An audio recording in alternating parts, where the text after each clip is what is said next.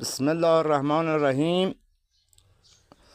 خدایا به امید تو دوستان و راننده های عزیز، این کلیپ رو میگیرم به خاطر اینکه یاد بگیرید و خرجتون یه خورده بیاد پایین تر.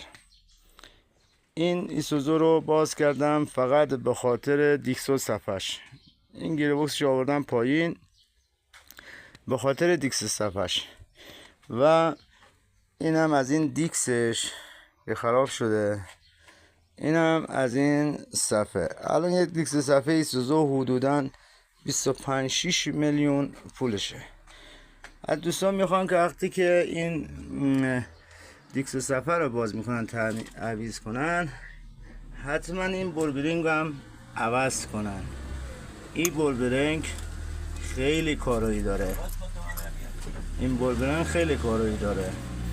اینو حتما عوض کنن.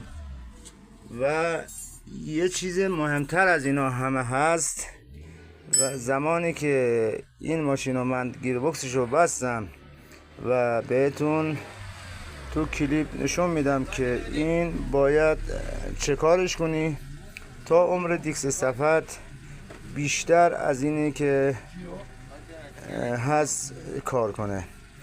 این نقطه‌ام هیچ مکانیکی هیچ کسی بهتون نمیگه، اما من میگم چون که خودم وسیله دارم و میدونم یه راننده به چه سختی پول در میاره. اینو حتما آخر کلیپ میذارم، نگاه کنید و اینو لطفا لایک کنید و فلش رو به بالا حتما دنبال کنید منو.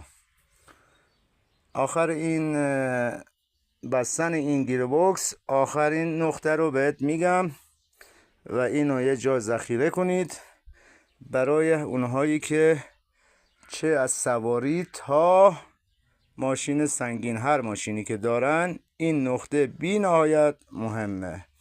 آخر این فیلم اون نقطه رو و کلیپ رو تو کلیپ توضیح میدم.